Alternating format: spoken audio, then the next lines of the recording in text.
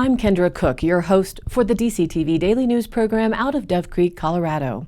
The Dolores County Broadcasting Network is the producer of DCTV with support from the Southwest Colorado TV Translator Association. That's the special district association responsible for bringing the area free-to-access TV stations over the air by antenna.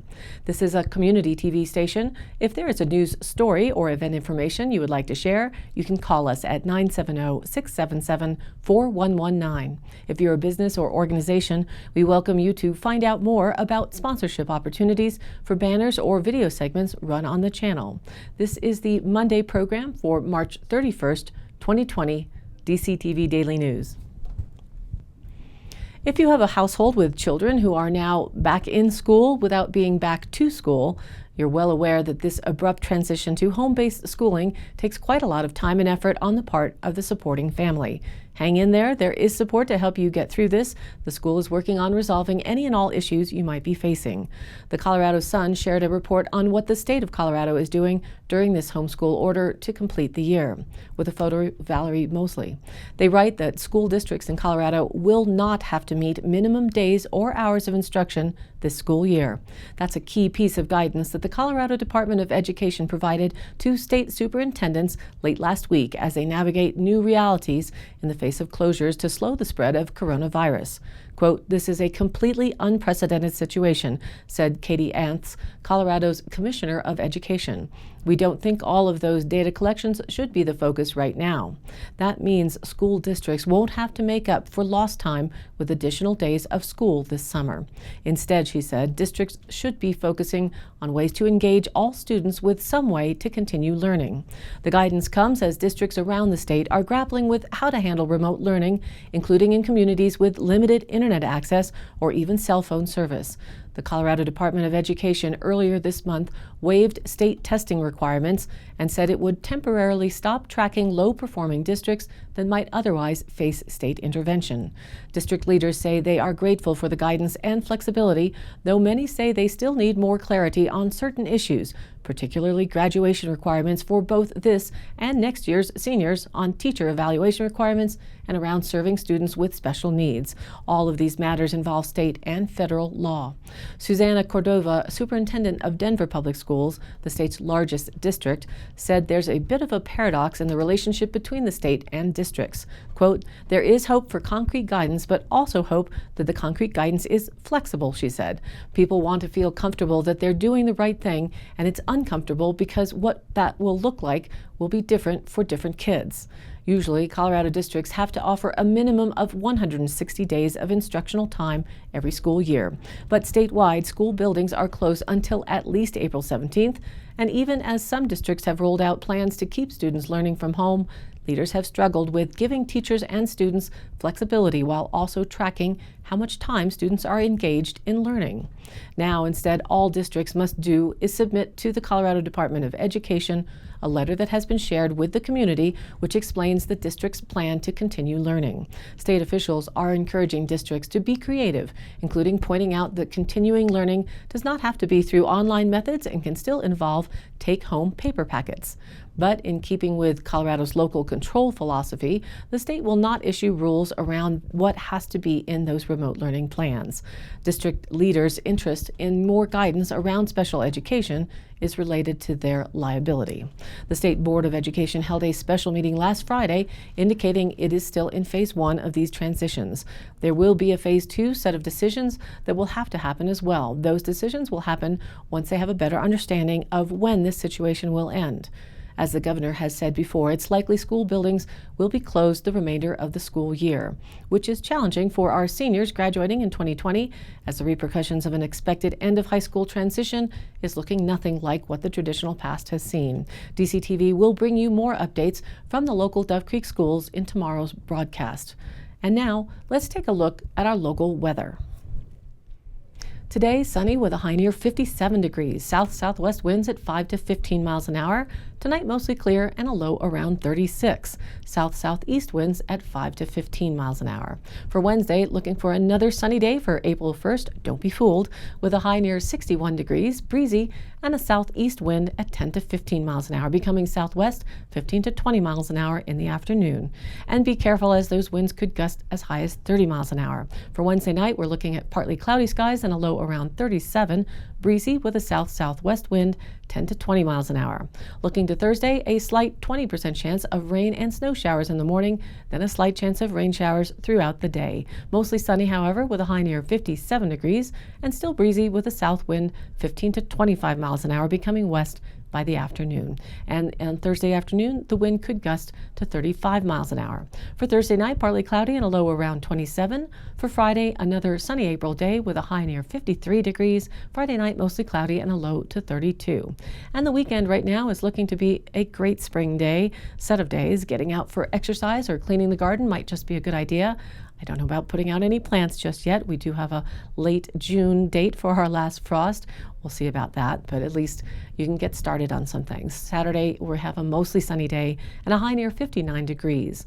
Saturday night, partly cloudy and a low around 35. And again for Sunday, mostly sunny with a high near 60 degrees. Sunday night, partly cloudy and a low around 37.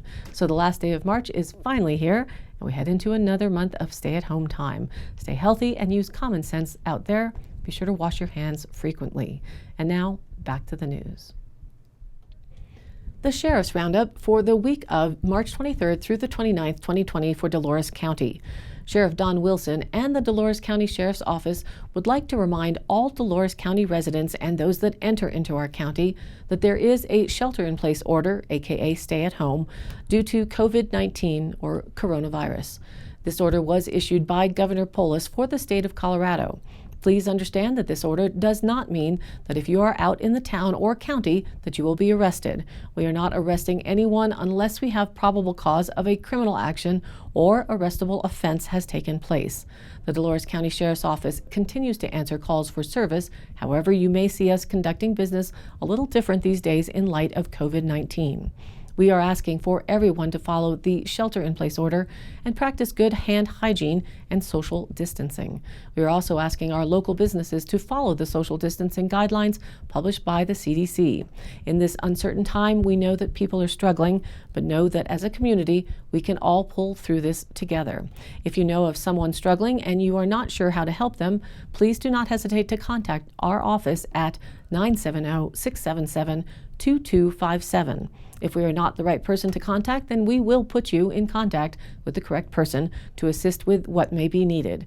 Remember, we are all part of this community, and it takes each person looking out for the other for us all to make it to the other side of this. Now for what happened this past week. A semi broke down on Highway 491 at milepost 58. A deputy provided traffic control until the towing company was able to get the truck off the highway. They assisted animal control on a complaint from a local resident. A controlled burn was reported to be out of hand, and the Dove Creek Sheriff's Office and the Dove Creek Fire Department responded. The fire was extinguished and there were no injuries. Several welfare checks were conducted on Dolores County residents throughout the week. Multiple business checks have been conducted throughout the week as well. A security alarm was sounding, and deputies responded to find everything okay and that it was a false alarm. A reckless driver was reported and located by Colorado State Patrol, and everything was okay. The Sheriff's Office took a report of harassment, and a deputy is investigating. Non-residents requested a standby for a situation. A deputy responded, and everything was okay. There was a report of juveniles knocking on home doors in the middle of the night and then running away. A horse was reported on a county road. There was a report of a vehicle accident on Highway 145, and Colorado State Patrol responded and handled the scene. There was a report of a disabled semi-truck on Highway 491. A deputy responded as the vehicle was blocking a lane of traffic and waited until the tow truck arrived and could safely move the vehicle. Not bad for the week, considering the conditions under which we are currently living. And the Colorado Citizen Press wrote an article on the data tracking of Coloradans' cell phones as a way for the state to monitor the stay-at-home order impact. They write, quote, Colorado is tracking your location and movement using metadata from your cell phone that the Colorado state government receives from, quote, data partners. Governor Jared Polis made this statement about the location tracking of citizens while answering a question at his recent press conference. He was asked about what data the government looked at before declaring a, quote, stay-at-home order. Governor Jared Polis responded, quote, "We're also looking at the different data that is available. Metadata, which means data through data partners, likely phone companies, that include things like people that are moving around with cell phones and how much they are moving when people are pinged. Real-time traffic data the Department of Transportation is able to provide, so various sources of metadata, including some that have been reported on by the New York Times and others, some of which are available through subscriptions that we are increasingly refining our ability to integrate into our state model to find out what the real impact is of these social distancing measures. But the bottom line is, I don't have the comfort level that the existing extreme measures that we've taken to date are enough to buy us the time we need to save lives in Colorado," end quote. So it appears the Colorado state government under Governor Jared Polis is willing to spy on Coloradans. They are monitoring locations using cell phone metadata, and yes, this is a type of spying. Regardless of whether there is identifying information included in the metadata, this is a major privacy problem. Citizens are not notified or given a specific opt-in or opt-out option here. In fact, we doubt the majority of Coloradans even know that this kind of thing is happening. Now, it is one thing for the Colorado Department of Transportation, or CDOT, to track traffic. They need this information to provide infrastructure for travel. It is an entirely different thing for the government to spy on people's locations using that little computer in your pocket. Polis did not expand on how specific the data is, so really we have no idea what information they have on citizens. We are curious to know if the, quote, state model to find out what the real impact is of these social distancing measures will ever be released to the public. A transparent government should share this information with its citizens. To put things in perspective, Polis is putting tens of thousands of people or more out of work, confining them to their homes, and now he admits to spying on their movements. If you're not familiar with Big Brother and George Orwell's 1984 book, and the movie, you might take up some leisure time reading or watching the movie while you are staying home as to how fast we are headed into the book's description of dystopian life. Hopefully that's not the case, but the potential is setting up more than most people are comfortable with. And today's COVID-19 related updates. In the Denver Channel reported there were 61,000 unemployment applications filed Monday through Thursday of last week in Colorado. The Colorado Department of Labor and Employment said Friday that the state's unemployment website should now be capable of handling between 15,000 to 20,000 filings a day. CDLE Deputy Executive Director Cher Havind said that Colorado had surpassed its previous daily record of unemployment application filings set in 2010 of about 7,750, and said that about 16,000 people filed applications in the 24-hour period last Thursday. In today's DC Chamber Chat, every Tuesday at 10 a.m., it was brought up that the local businesses have a great resource online on swcoda.org, or Southwest Colorado Disaster Assistance. For both employers and employees, this can be a great first step to finding a solution to your needs during this time of unusual restrictions, regulations, and opportunities. And a reminder that the senior services here in Dolores County continue to provide lunches through their program for April. They have them on Monday, Tuesdays, and Thursdays for pickup or delivery only. You can call them to make a reservation. Their number is 677-2787.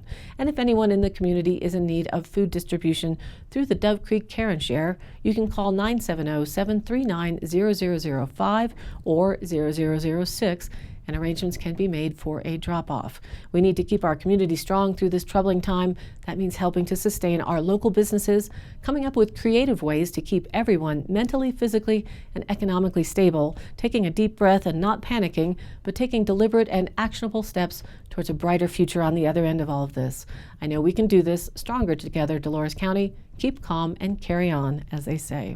And I post up all of these High Canyon Country happenings and COVID updates on our Facebook page. That's DCTV Daily News. You can also watch the program replay along with news links and stories of local interest. And you too can share other events or news there and join in on the conversation. Again, this is your local community TV station, so if you have something you'd like to share, contact us. The email is dcbnnews@gmail.com, or you can call 970-677-4119.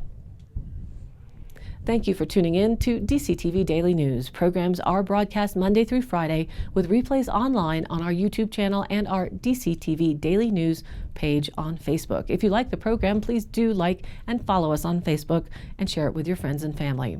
This has been a production of DCTV for the DCTV Daily News program out of Dove Creek, Colorado, USA. I'm Kendra Cook. Again, thank you for watching.